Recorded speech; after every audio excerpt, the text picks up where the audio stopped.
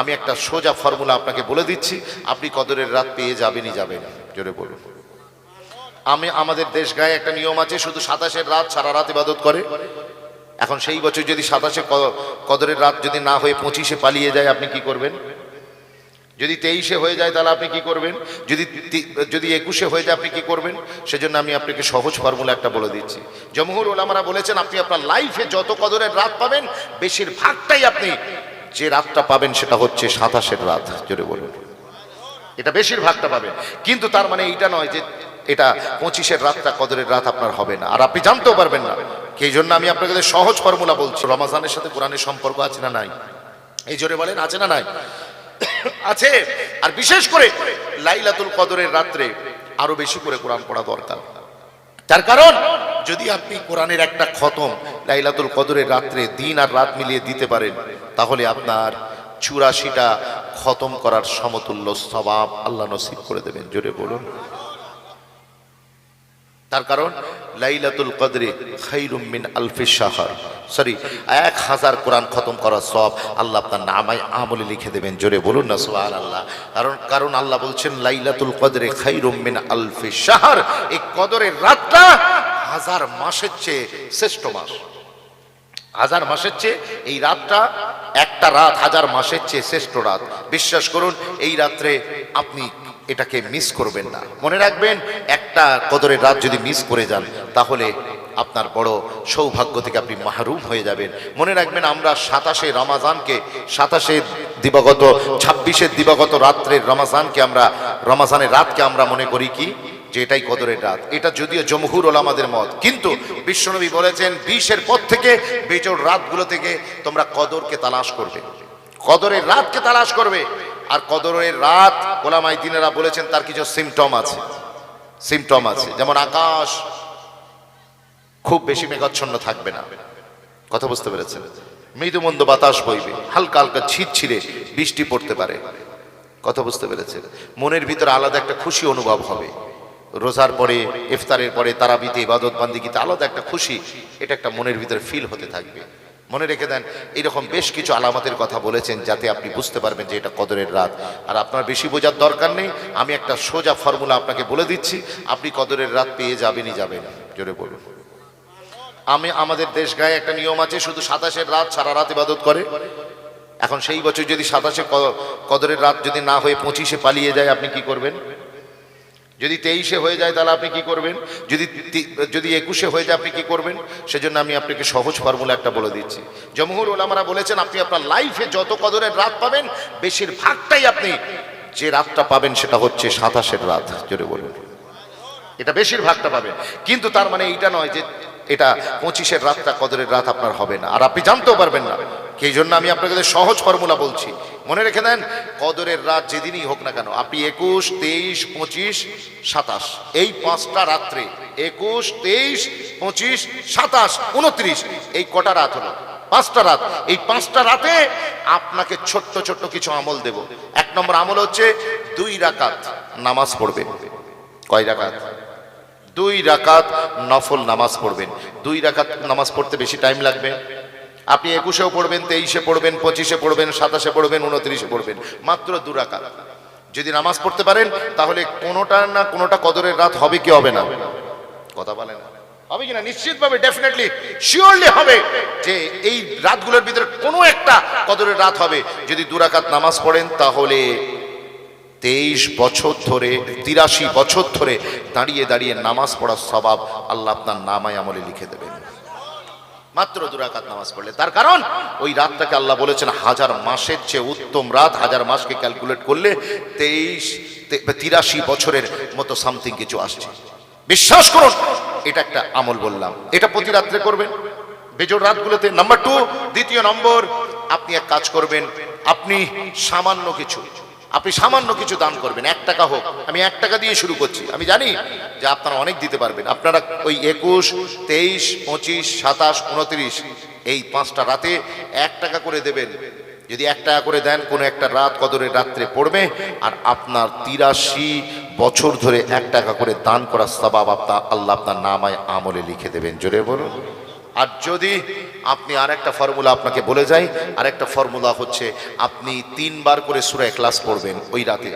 21 তারিখেও পড়বেন, 25 তারিখে, 23 তারিখে, 25, 27, 29 এই 3-5 রাতে 3 বার করে সূরা ইখলাস পড়বেন। আর 3 বার করে সূরা ইখলাস পড়লে কয় খতমে সওয়াব হয়? জোরে বলে, কয় খতম? 1 খতমের সওয়াব হয়। বিশ্বাস করুন, যদি আপনি 3 বার করে সূরা ইখলাস পড়েন তাহলে কোনো একটা রাত কদরের রাত হবেই।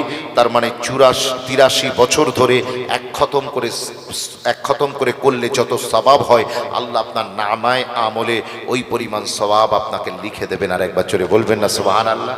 এই ফর্মুলাটা দিয়েছেন কাবা শরীফের অন্যতম ইমাম শেখ ইমাম মাহির জি, তিনি এই ফর্মুলাটা দিয়েছেন।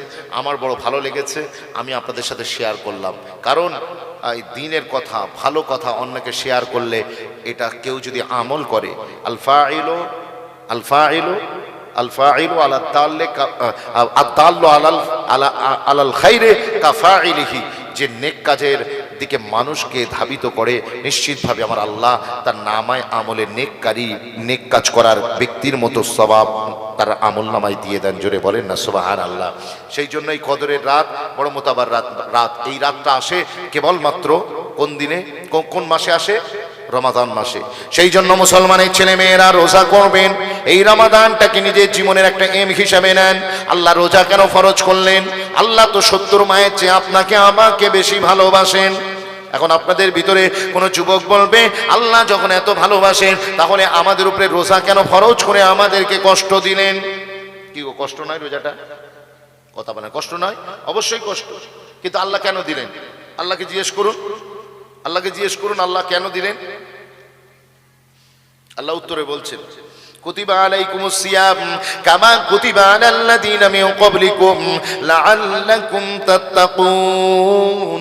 আমার আল্লাহ জানিয়ে দিচ্ছেন, I have prescribed for you the fasting.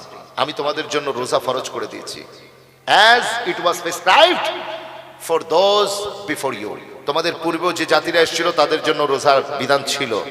এটা কেন রোজাটা দিলাম, তোমাদের জন্য ফরজ করলাম? আল্লাহ বলছেন লাআল্লাকুম তাত্তাকুন, so that you can achieve the taqwa, যাতে করে আপনারা তাকওয়ার নূর হাসিল করতে পারেন। তাকওয়া কাকে বলা হয়? রোজা আল্লাহ এই কারণে দিয়েছে যাতে আমরা তাকওয়া অর্জন করি। তাকওয়া কাকে বলা হয়? হোয়াটস দ্য ডেফিনেশন অফ তাকওয়া? তাকওয়া কাকে বলা হয়? আমি দুটো কথা বলবো তাকওয়ার ব্যাপারে, দুটো মানে বলবো। একটা অর্থ হচ্ছে এটাই যে তাকওয়ার একটা অর্থ হলো গুনাহ থেকে আল্লাহর ভয়ে বিরত থাকা, একে বলা হয় তাকওয়া। নাম্বার 2, দ্বিতীয় অর্থ হচ্ছে নেক কাজ করার পরে আল্লাহর কাছে ভীত অবস্থায় থাকাকে বলা হয় তাকওয়া। জোরে বলুন সুবহানাল্লাহ। আপনি বলবেন আরিফুর ভাই, হ্যাঁ সে তো বুঝলাম প্রথম মানেটা, কিন্তু দ্বিতীয় মানেটা বুঝলাম না।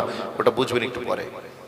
প্রথম অর্থ হচ্ছে এটাই, তাকওয়া কাকে বলে? আল্লাহর ভয়ে কোন কাজ থেকে, গুনার কাজ থেকে বেঁচে থাকার নাম হচ্ছে তাকওয়া। আল্লাহ রোজার মাধ্যমে আমাদের সিনাতে তাকওয়া দিতে চান। এটা কেমন? আপনি মনে করুন বাড়ি শুদ্ধ লোক নেই, আপনি একা আছেন রোজা করে, প্রচন্ড গরমে গলা শুকিয়ে গিয়েছে, ফ্রিজে পানিও রেডি আছে, ফ্রিজ খুলবেন, পানিটা গলায় ঢাললেই জানটা আরাম হবে, প্রাণটা ফিরে আসবে। মনে রেখে দেন, বাড়িতে কেউ নেই, কেউ জানবে না, আপনি পাড়ার লোকও জানবে না যে আপনি রোজা ভেঙেছেন, কিন্তু মনে রেখে দেন আপনি তারপরেও পানিটা খাচ্ছেন না। কার ভয়ে? আল্লাহর ভয়। এর নাম তাকওয়া। জোরে বলুন না সুবহানাল্লাহ। আল্লাহর ভয়ে গুনাহ থেকে যে বেঁচে আছেন, এই শিক্ষা রোজা আমাদেরকে দেয়।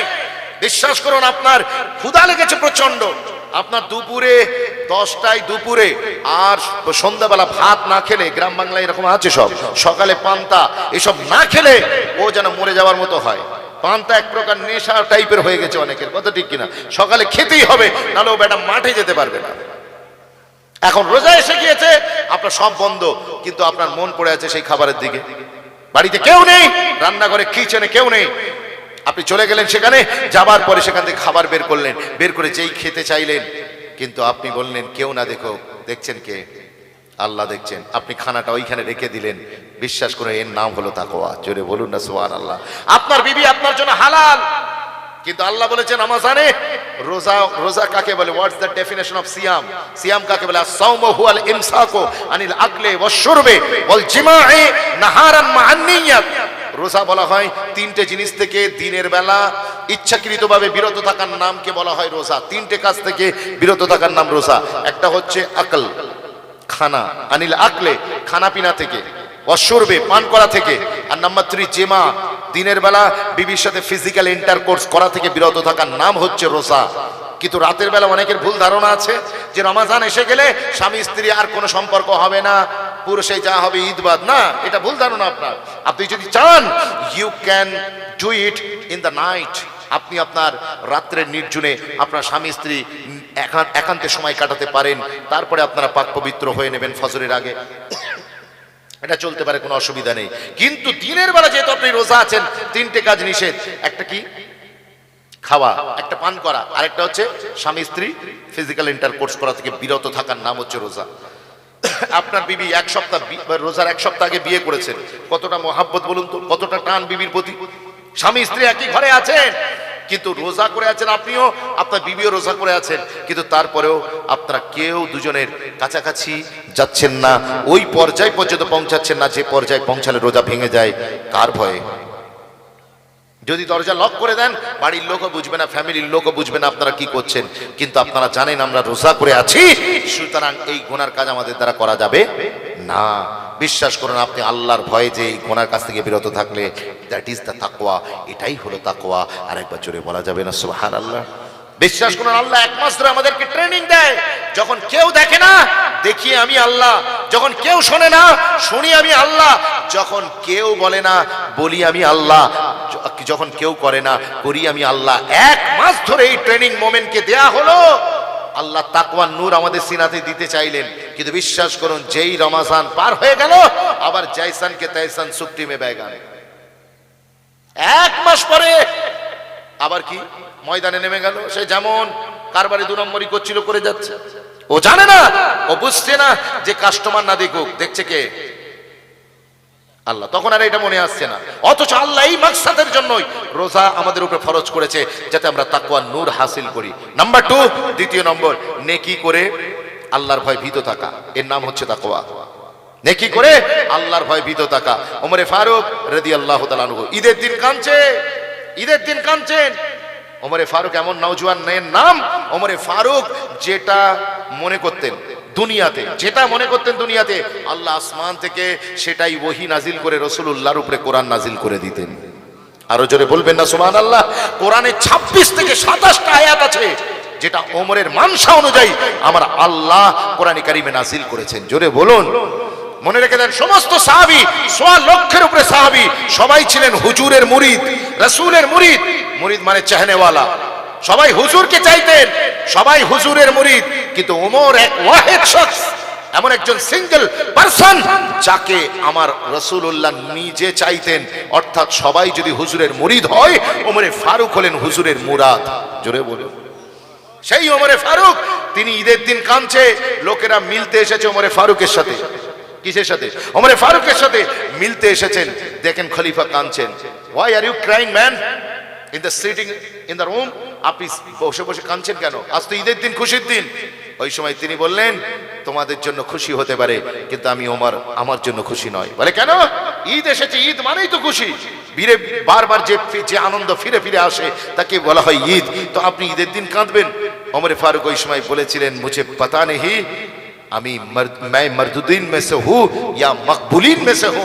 আল্লাহ আমার রোজাকে কবুল করেছেন কি রিজেক্ট করে দিয়েছেন, আই রিয়েলি ডোন্ট নো, আমি জানি না। তাই আমার ভয় হচ্ছে, নেকি তো করলাম 30 মাস, তারাবি পড়লাম, রোজা করলাম, সেহরি খেলাম, ইফতার করলাম, কষ্ট করলাম, কিন্তু আমার ভয় হয় যে আল্লাহ আমার নেকিটা কবুল করলেন না ফিরিয়ে দিলেন। আরেকবার জোরে বলবেন না সুবহানাল্লাহ? নেকি কামাই করার পরেও ভয়ে থাকা, এটা তাকওয়ার হাই লেভেল। আল্লাহর ভয়ে গুনাহ থেকে বেঁচে থাকা তাকওয়ার নিচু লেভেল। আর আল্লাহর নেকি কামাই করার পরে আল্লাহর ভয়ে ভীত থাকা, এটা তাকওয়ার হাই লেভেল। ওমরে ফারুক সেই লেভেলের মানুষ ছিলেন। অথচ উনি ছিলেন জান্নাতের সার্টিফিকেট প্রাপ্ত সাহাবীদের 2 নম্বর সিরিয়ালে ছিলেন। সিরিয়াল কত? ওনার 2 নম্বর সিরিয়াল, উনি 2 নম্বরে ছিলেন। কিন্তু তারপরেও উনি নিশ্চিত জান্নাতি, তারপরেও কাঁদছেন, আমার ইবাদতটা কবুল হলো কিনা। আর সাইয়্যিদনা আবু বকর সিদ্দিকের কথা কি বলবো? আবু বকর সিদ্দিক কাঁদছেন, ওনার সঙ্গীরা বলছেন আপনি কাঁদছেন কেন? বলে কাশ अगर मैं परिंदा होता, काश अगर मैं परिंदा होता, एक शख्स से दूसरे शख्स में उड़ जाता, मेरा कोई हिसाब किताब नहीं होता। জোরে বলুন না সুবহানাল্লাহ। আল্লাহ যদি আমাকে মানুষ না বানিয়ে যদি পাখি বানাতো, আমার কতই না মৌজ হতো, মস্তি হতো। আমি গাছের একটা ডালে বসতাম, আবার যখন মন চাইতো উড়ে গিয়ে আরেকটা ডালে বসতাম, আমার কোনো হিসাব হতো না। আমি মানুষ বানিয়েছে আল্লাহ, আল্লাহর সামনে দাঁড়াতে হবে, মিজানের পাল্লায় আমার আমলনামা ওজন করা হবে।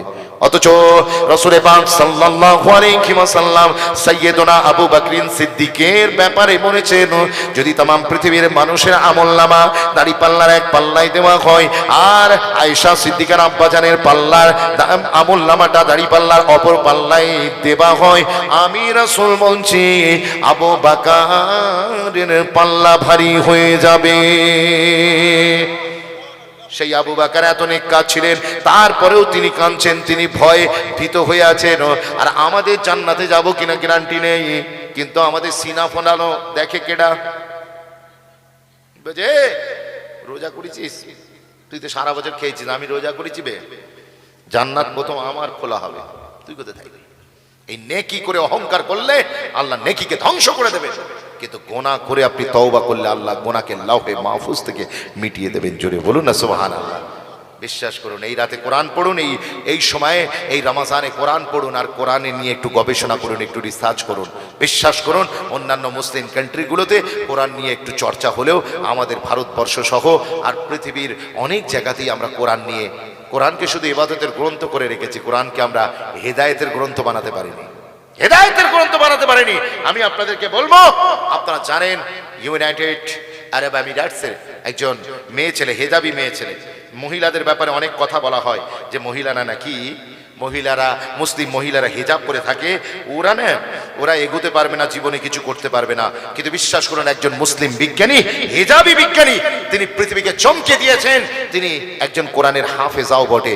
জোরে বলবেন না সুবহানাল্লাহ। তার নাম হচ্ছে সারা আল আমিরি। তিনি সংযুক্ত আরব আমিরাতের একজন মেয়ে ছেলে, যিনি তার প্রথম জীবনে কোরআন নিয়ে পড়াশোনা করেছেন, কোরআন নিয়ে তিনি হিফজ করেছেন, কোরআনকে মেমোরাইজ করেছেন। আর আপনারা জানেন কোরআন এমন একটা কিতাব, it is the another miracle of the Quran that cannot be said for another religion books. কোরআনের এমন একটা মিরাকেল আছে যেটা পৃথিবীর অন্য কোনো ধর্মগ্রন্থের ব্যাপারে বলা যায় না। সেটা কি জানেন? শুনলে কলিজায় ঠান পড়ে যাবে। মনে রেখে দেন, if all the Bibles, if all the Buddhist scriptures, if all the Hindu scriptures, if all the people agree of this religion, বিশ্বাস করুন, এই ধর্মের মানুষগুলো যদি রাজি হয়ে যায়, তাহলে সমস্ত বাইবেল, সমস্ত হিন্দু ধর্মের ধর্মগ্রন্থ, সমস্ত বৌদ্ধদের ধর্মগ্রন্থ, জৈনদের ধর্মগ্রন্থ, সারা পৃথিবীর সমস্ত ধর্মগ্রন্থের ধর্মগ্রন্থগুলোকে we throw in the ocean, আমরা বস্তায় করে বেঁধে মুখ বন্ধ করে সমুদ্রে নিক্ষেপ করব। আমরা we all Muslim are agree in this case. আমরাও চ্যালেঞ্জ নিচ্ছি, আমাদের পৃথিবীতে যত কোরআন আছে সবগুলোকে বন্দি করে আমরা সমুদ্রে নিক্ষেপ করব। ডেফিনেটলি মাশাআল্লাহ, मैं तो बेस्ट জি মাশাআল্লাহ, তাকবীর, নারায়ে তাকবীর, নারায়ে তাকবীর। সৈয়দ জাদা জোরে বলেন জিন্দাবাদ, আওলাদে রাসূল জোরে বলেন মারহাবা, জোরে বলেন না মারহাবা, নারায়ে তাকবীর, আল্লাহু আকবার। বাস ভাইজান এসে গিয়েছে, আর বলার কিছু নেই। সব কিতাবকে এক জায়গায় জমা করে দিন, কোরআনকে এক জায়গায় জমা করে কিতাবটাকে পুকুরে নয় নদীতে, ইন দা ওশান নিক্ষেপ করুন। কিন্তু মনে রাখবেন, সারা পৃথিবীতে আর কোন ধর্মের ধর্মগ্রন্থ রিটার্ন আসবে না।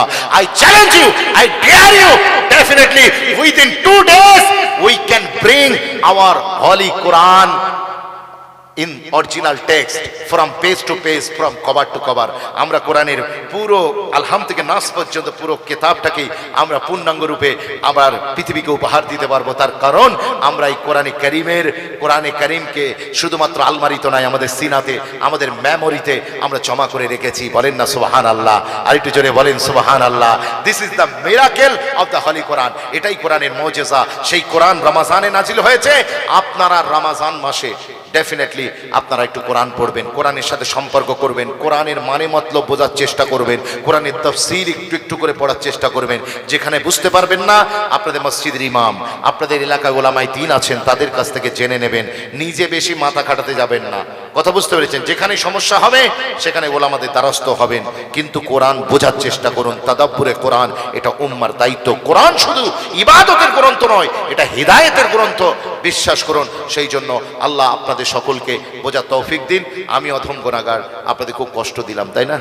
আপনাদেরকে অনেকক্ষণ কষ্ট দিয়েছি। আমার ভাই এসেছেন অত্যন্ত মহাব্বতে, অত্যন্ত ভালোবাসা, আর খুব সুন্দর আলোচনা রাখেন। আপনারা হয়তো শুনেছেন, এবং নতুন করে তো পরিচয় করিয়ে দেবার কিছু নেই। একবার তাকবীর দেন, নারায়ে তাকবীর, নারায়ে তাকবীর। আওলাদে রাসূল জোরে বলেন জিন্দাবাদ, সৈয়দ সাদা জোরে বলেন মারহাবা, নারায়ে তাকবীর। পীরজাদা ভাইজান জোরে বলেন জিন্দাবাদ, সিলসিলায়ে মুজাদ্দিদুস জামান, নারায়ে তাকবীর। জনাব হযরত মাওলানা পীরজাদা সৈয়দ মাহতাবউদ্দিন মাহতাব হুসাইন সাহাব হাফিজাহুল্লাহ আপনাদের খিদমতে তাশরিফ এনেছেন। তিনি অত্যন্ত গুরুত্বপূর্ণ আলোচনা রাখবেন। যেভাবে বসে বসে শুনছেন, আরো লোকজন সাইডে যারা আছেন সবাই চলে আসে, উচ্চ আওয়াজে মহাব্বতে দরুদ শরীফ আল্লাহ